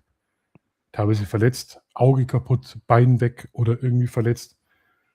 Staupe, Zwingerhusten, Räude, Flöhe, Zecken, das kannst du nicht vorstellen. Die schlimmsten Tiere, was da teilweise aus dem Ostblock raufkommen sind. Von sogenannten Sheltern, ja, die da unten. Ungefähr, wenn man so Rechnung macht, wenn man sagt, 50.000 Hunde im Jahr werden vermittelt und die Schutzgebühr, darf ich fragen, was du so ungefähr bezahlt hast für den Hund, Andreas? Ungefähr nur. Ja, so 1800 rum. 1800. Also normal ist die Schutzgebühr so 350, 450, 500 Euro, wenn man so einen Hund von der Straße aufnimmt. Schutzgebühr, naja, klingt komisch, kriegst du auch nie mehr wieder. Das ist, bei 50.000 Hunde kommt man ungefähr auf 17 Millionen Euro. Jetzt haben wir ja vorhin schon gesehen, wenn man vom Ausgang geht von 100.000 Auslandshunde, die kommen, bei der Schutzgebühr, die da stattfindet, sind es 35 Millionen Euro, was da in den Ostblock nur an Schutzgebühren rüberwandern. Und da ist noch kein Mitgliedsbeitrag dabei, keine Spende, nichts. Da reden wir von richtig Big Business mit den Straßenhunden. Ja, das ist ein riesiges Geschäft. Es ist unglaublich. Und 100.000 ist nur Dunkelziffer. Transportkosten, rostiger Sprinter mit ein paar Käfige drin, Tierarztkosten kannst weg, so wie die ausschauen. Es sind nicht alle. Es gibt wirklich Vereine, die machen es wirklich professionell mit, die sind verpflegt, die kriegen Medikamente mit und werden drüben aufgepäppelt und gibt es auch, aber leider ist da die Dunkelziffer, was da raufgekarrt wird, für deutsche Facebook-Gruppen und Vereine, keine offiziellen Vereine, die sich sogenannte Tierretter nennen, was die den Viechern antun und Mafia da drüben unterstützen. Andreas, Ja. das ist irre. Das zu erleben, das ist einfach irre. Ich habe da mal so geschaut, was Deutsche allgemein so ausgeben, weil mich es auch interessiert hat. Mit den Schutzgebühren, das haben wir schon gehabt, aber so Heimtierfutter, ganz normales Futter, Spielzeug, Tierarzt, Heilpraktiker, da gibt es ja Leute, die geben dem Hund, da wird der ausgependelt. Es gibt wirklich solche Tierschutzversicherung und weiteres wird in Deutschland, nenne einfach mal so eine Zahl, was sich der Deutsche, sein Hund, sein Haustier gesamt kosten lässt.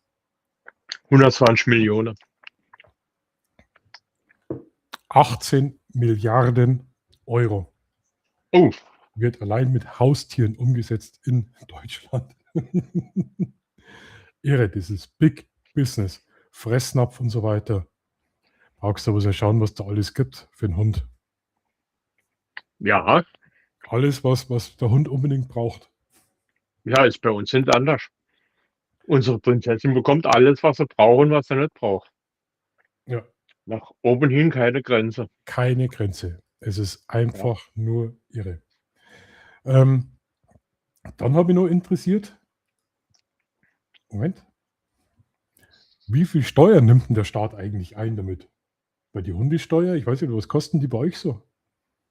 Was soll ich mir? Ich glaube 53 Euro. Boah, Wahnsinn, gell? Bei uns Ja, im Dorf, Luxussteuer. glaube ich, waren es 12 Euro oder so. Da gibt's Das ist schon lang rum. Es ist irre, gell? Also der Staat hat 2024, fangen wir mit 2014 an, ist klassisch, 335,9 Millionen Euro nur durch die Hundesteuer eingenommen. 2023, wen wundert's, 420,6 Millionen, ist natürlich gestiegen. Ja? 2024 ist natürlich auch Wieder wieder gestiegen. gestiegen. Ja, klar. Mit 429,7 Millionen Euro an Steuern, was die Haustiere oder die Hundesteuer für Deutschland eingebracht hat. Ist schon ganz schön krass. Das ist richtig. Jetzt ist aber da bei den ganzen Rechnungen sind jetzt da nur Hunde dabei. Jetzt werden wir noch Katzen oder sogar Pferde mit dazu nehmen. Das glaubt es ja, da sind wir noch nicht bei 18 Milliarden, da sind wir bei 30 Milliarden oder sonst was. Klar. So, das war jetzt einfach so die Basic, dass ihr so ein bisschen den Hintergrund versteht, warum das Hundekampf heißt und warum dass ich einfach auf die Scheiße keinen Bock mehr habe. Also geht's ins deutsche Tierheim, schaut euch da um. Da gibt es Tiere, da gibt es auch Tiere, die sind schon sozialisiert. Klar, im Ausland gibt es auch arme Hunde, gibt es auch Straßenhunde, aber macht es nicht so. Ich habe zum Beispiel letztes Mal vor einem Jahr, vor 2 Jahren den Fall gehabt, das war alte Dame in Linz, ist ja doch ein Stück weg. Und die Pflegestelle, ja, das war wie so ein alter Bauernhof mit so einem Schupfer und die hat hinten 30 Hunde gehalten, ausgeschaut wie Schwein, also so illegal, wo man eigentlich schon Genehmigungen und so weiter braucht. Und da bin ich gefragt worden, ob ich den und den Hund der netten Dame in Linz bringen könnte, weil die sind da oft nicht mobil, was schon, und dann sehen sie Facebook, ach, und der ist süß und so ein kleiner Spitz und so. Die bezahlt natürlich die Schutzgebühr und so weiter. Und ja klar, bin ich hingefahren, sage ich fahre ja den Hund gern vorbei. Das war halt die Zeit, wo ich das alles noch irgendwie unterstützt habe, weißt. Dann lade ich den Hund ein, dann hat sie den im Auto schon aufgeführt, wie ein Blöder, gell. Kommt da hin, die Frau freut sich brutal, weil ihr Hund ist verstorben, neuer Hund und ja, was wie das ist so. Ja. Das waren ungefähr 300 Kilometer, war das der falsche Hund. Habe die den falschen Hund mitgegeben, ja. Die Frau war entsetzt. Ich bin dann 300 Kilometer in der gleichen Nacht wieder zurückgefahren, war schon stinksauer, angefressen. Dann habe ich einen richtigen Hund gekriegt. Fahre wieder 300 Kilometer hin, gell, wieder zu der Dame. Dann hat er auf dem Foto viel kleiner ausgeschaut. In Wirklichkeit war der kniehoch, war noch nie in einem Haus, geschweige denn in der Wohnung drin. Der ist da reingerumpelt, der hat sich aufgeführt da drin, der hat erst mal den Tisch umgeworfen. Ja, klar. Die Frau hat gesagt, das geht nicht, das geht nicht. Der Hund, der hat auf dem Foto viel kleiner, das hat geheißen, der ist so kniehoch. Ja. In Wirklichkeit war der hüfthoch, das war ein Kalb, das war ein ungezähmtes Kalb, der ist da drin in der Wohnung rum. Die Frau hat gesagt, das geht nicht. Irre. Aber dann habe ich den Hund wieder gepackt, wieder 300 Kilometer zurückfahren zu der Pflegestelle. Und da komme ich zu so einem Punkt, wo ich sage, hey, du wirst so beschissen und betrogen, was diese ganzen auf Pfoten, Tiernotrettung und der ganze Dreck, was das angeht. Ja. Da wird geschrieben auf Facebook, der ist stubenrein, der ist gesund, der folgt und ist genau oder oft genau das Gegenteil. Hauptsache der Hund ist weg. Ja. Und dann habe ich vor kurzem wieder so einen Fall gehabt. Also könnt ihr tausende solche Geschichten erzählen, ja. Bin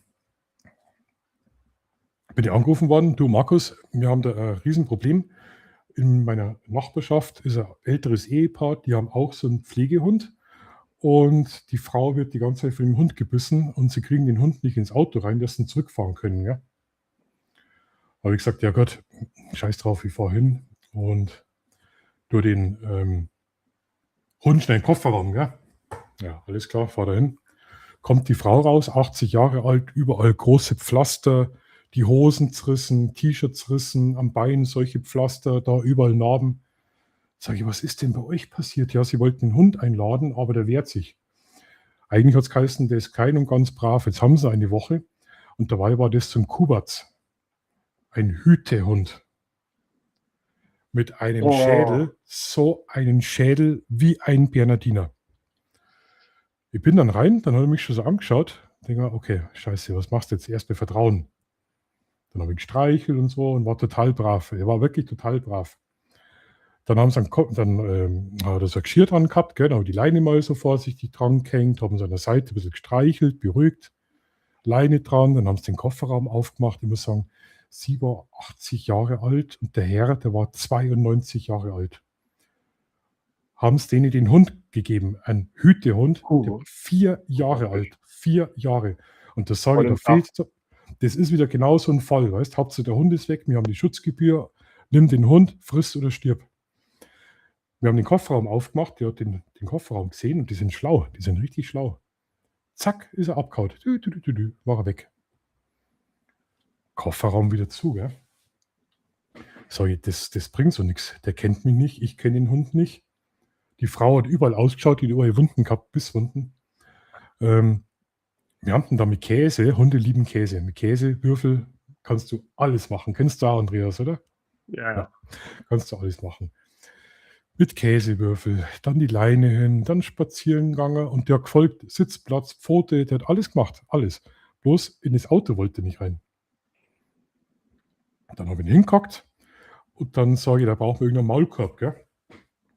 Wir reden dann vom Kuwatz, Bernardinergröße, ja?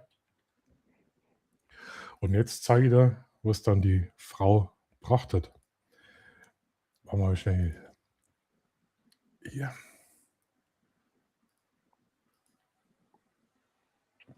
Jetzt pass auf, da wirst du nämlich schauen, was die Frau da angeschleppt hat. Nee. Das hier. Ah, nee, Doch. da spielt er doch damit. So ein Maulkorb aus Plastik. Hat schnell gekauft.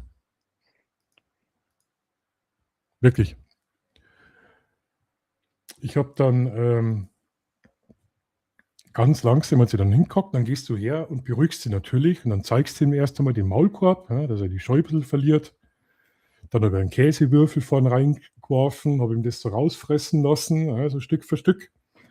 Ich habe den aber nicht anpassen können. Ich habe nicht gewusst, wie weit muss ich nach hinten. Jetzt, wenn der bissig ist, wir reden von einem Hund, der beißt.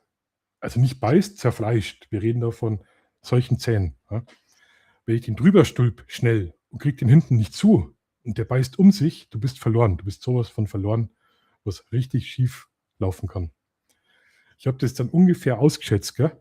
Hab da wieder Käsewürfel rein, habe ihn den drüber, zack, zugemacht. Dann war ich froh, schnell zugezogen.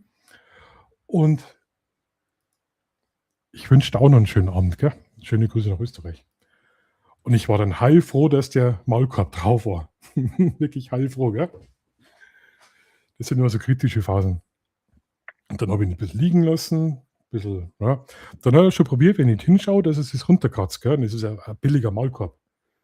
Da reden wir von einem Maulkorb, den kriegt der runter, der geht ja kaputt, wenn er so eine Pranke hinkratzt. Und ja, scheiße. Da brauchst du ganz andere, da gibt es massive aus Eisen, mit Eisengeflecht oder richtig dickes Leder. Ja Gott, da habe ich ja wieder die Leine dran, diesmal am Halsband oder Geschirr und will ihn zum Auto ziehen, Kofferraum. Ja, das ist knurrt. Wollte das Ding runter. Sage ich, wenn ich den jetzt reinhebe, und der wiegt da 45, 50 Kilo, und der kriegt den Maulkorb runter, dann bin ich sowas von fällig, dann ist Polen offen, dann ist vorbei. Und dann denke ich mir, mein Gott, und nachdem er doch ein bisschen Erfahrung hat, sage ich, habt ihr irgendwie ein altes Leintuch? Dann hat sie reingeschaut, die Frau, die haben mir so leid getan. Der Herr, 92, die haben sich so gefreut auf den Hund. Aber Hütehunde, die haben nur eine Respektsperson und alles andere, der entscheidet selbst. Das ist ein Hund, der entscheidet selbst. Da kannst du nicht sagen, hier oder geh hier hin. Er entscheidet. Ist wirklich so.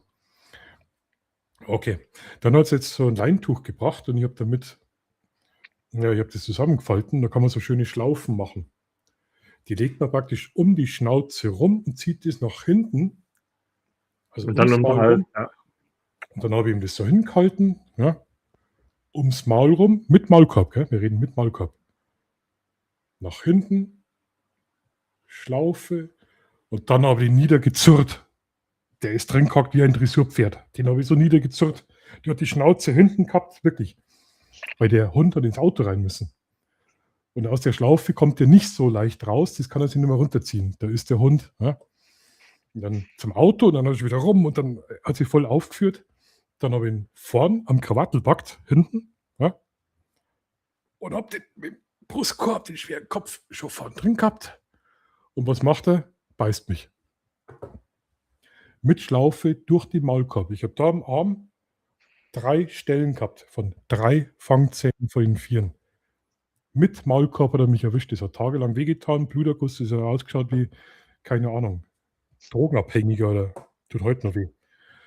Hat mich der mit Maulkorb und Schlaufe, hat mich der voll erwischt. Gell.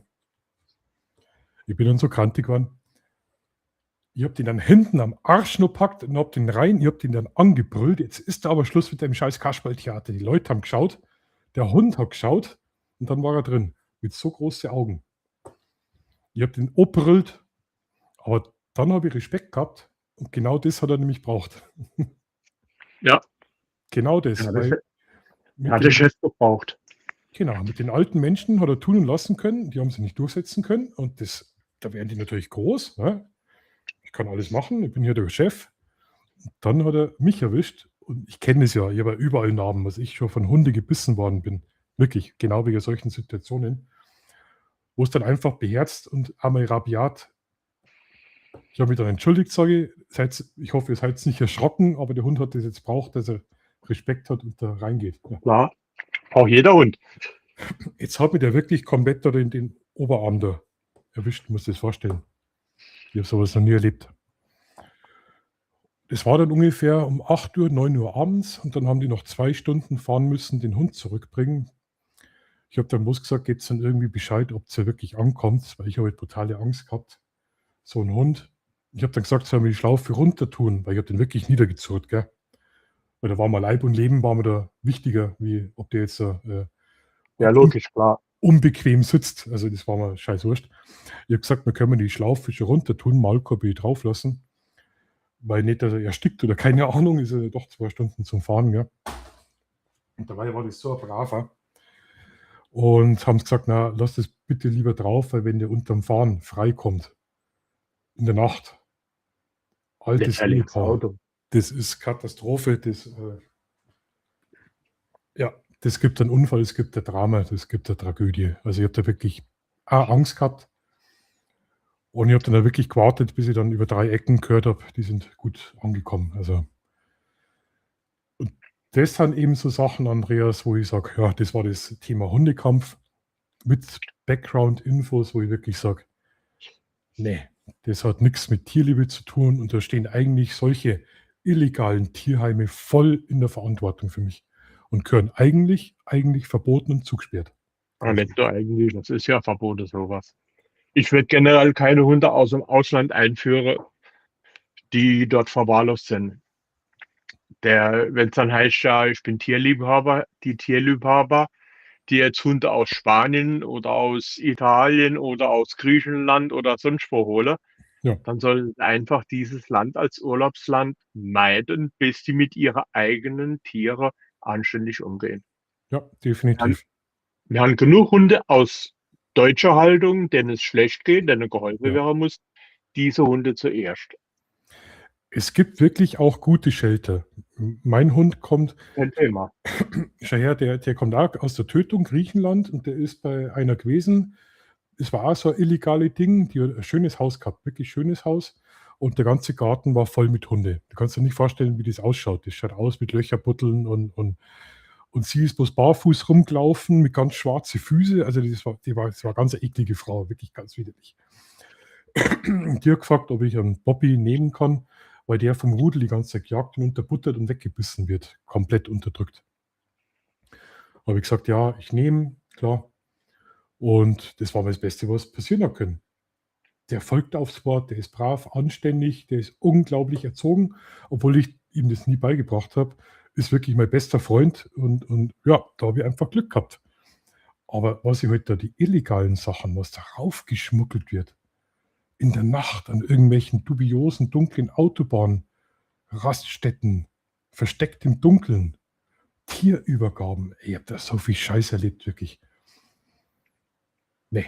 Und da habe ich gesagt, nee, das unterstütze ich nicht mehr. Das mache ich nicht mehr. Das so der letzte Fall, weißt den älteren Herrschaften da helfen, den Hund einzuladen, das ist das eine.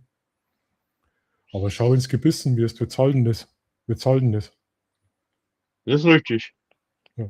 Es wird auch die Leute, die informieren sich aber auch vorher nicht genug, bevor sie sich so Hund zulegen. Ja. Ja, die haben dann gesagt, Und sie holen sich auf alle Fälle wieder einen Hund. Sage ich ja, aber bitte einen Dackel. Kein Hütehund. bloß nicht. Die wären mit dem Dackel noch weniger fertig. Ja, gut, ein Dackel, ja, gut, die können auch ganz schön giftig sein. Ja, ja.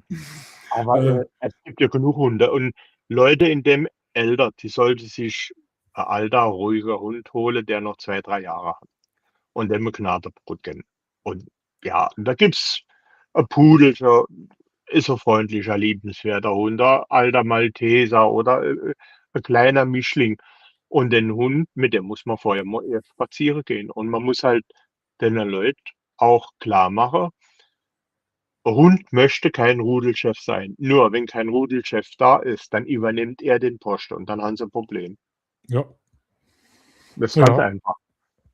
Ich hatte, bevor wir Xena hatte ich 2 American Staffordshire Terrier. mhm.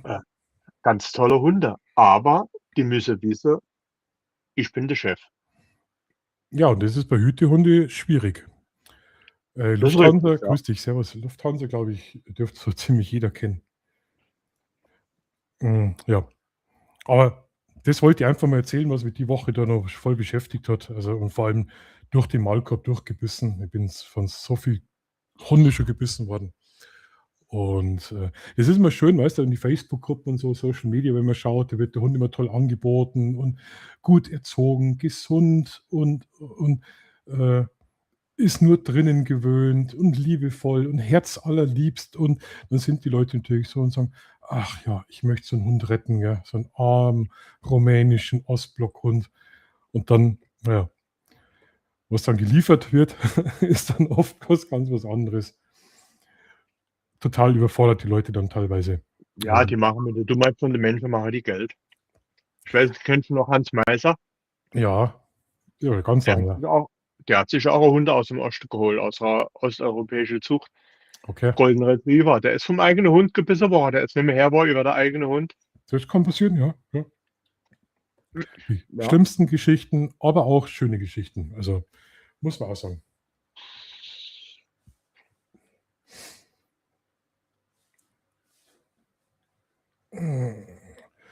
So, ja gut, dann kommen wir schon langsam zum Ende. Dankeschön. Wenn du Bock hast, kannst du sagen, was du davon so noch kennst an Airlines. Ich weiß nicht, wie du jetzt auf Airline kommst. Ich glaube, die Airlines gibt es gefühlt Millionen, oder?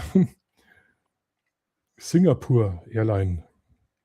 Oder keine Ahnung. Was ist denn die beste? Emirate, oder? Emirate hat einen sehr guten Ruf, gell? Die Emirates. Germanwings ist nicht so toll, oder? Die fliegen oft gern in die Berge rein in Frankreich, oder? War das Germanwings? Doch, das war Germanwings mit dem depressiven Piloten. Der hat sich doch vorne eingesperrt, hat seinen Co-Piloten rausgeschickt. Oder? Und dann, ja. So. Ja, Ahmed Ali, tschüss. So. Na gut, also Andreas, ich würde sagen, beenden wir den Stream langsam. Ja, wir haben noch eine Viertelstunde. Ja, haben wir doch jetzt einiges geschafft, gell? Und wir können danach noch gerne weiter quatschen. Ja, können wir machen. Und ja, mal ganz andere Themen heute für einen Late-Night-Talk gehabt. Ich hoffe, es war ein bisschen was Interessantes dabei. Nicht nur, Aber voll interessant, ja. nicht nur Fotografie, wir haben Sonnenfinsternis gehabt, wir haben Golf gehabt, wir haben Drohnen gehabt, wir haben ja Tierschutz, weil es heute mal wirklich auf den Sack gegangen ist, aber denkt, ja, das muss ich jetzt einfach mal sagen. Scheiß Tierschutz manchmal, also ist nicht alles Gold, was glänzt. Ne? Das ist wohl richtig, ja. Es wird sehr viel Geld gemacht, sehr viel betrogen und beschissen, nicht überall. Ich würde sagen, geht es in ein lokales Tierheim, schaut es da nach. Es muss nicht immer der Rassehund sein, es muss nicht immer ein Welpe sein und da ist Tierschutz, glaube ich, ein bisschen zuverlässiger, vor allem ihr habt den Ansprechpartner. Und schaut euch die Tierheime an. Geht in die Tierheime rein, schaut die Tierheime an, wie sie geführt werden, wie sauber sie sind und schaut euch vor allen Dingen die Tiere an. Genau. Und weil Tierheim ist auch nicht gleich Tierheim, auch da gibt es enorme Genau. Unterschiede. Schaut euch die Zwinger an, schaut euch, wie der Hund gehalten ist, wie der Hund ausschaut, die Näpfe und so weiter. Stevie, greetings to Oregon, Portland. I'm very surprised you're here. I'm just finishing the stream. Cool. Guten Tag, Markus. Ja, so, jetzt hat er mich total aus der Fassung gebracht, weil mit Stevie habe ich jetzt gar nicht gerechnet. Viele Grüße nach Portland, Oregon natürlich. Und ich hoffe, dir geht's gut. I hope you're well, you're okay. And we are just finishing the stream. Wir beenden den Strom. Yes. So, greetings from the great Northwest USA. Schön. Das ist doch ein schöner Höhepunkt heute. Das freut mich brutal, dass der Stevie noch vorbeigeschaut hat. Und natürlich Hallo Stevie. Andreas. Über den großen Teich verbunden. Ja. Das ist Internet. Das ist Internet. Freundschaft über Tausende von Meilen. Doing great against the odds. I knew I would show up during the funny part. The funny part is over. There is nothing funny here. Nothing. Oh, cool. Okay. So, dann lassen wir das einfach mal so stehen. Vielen Dank fürs Zuschauen, Leute. Ich wünsche euch noch einen schönen Sonntag. Mich hat es gefreut, Andreas, dass du dabei bist. Du bist immer ein total gern gesehener Gast.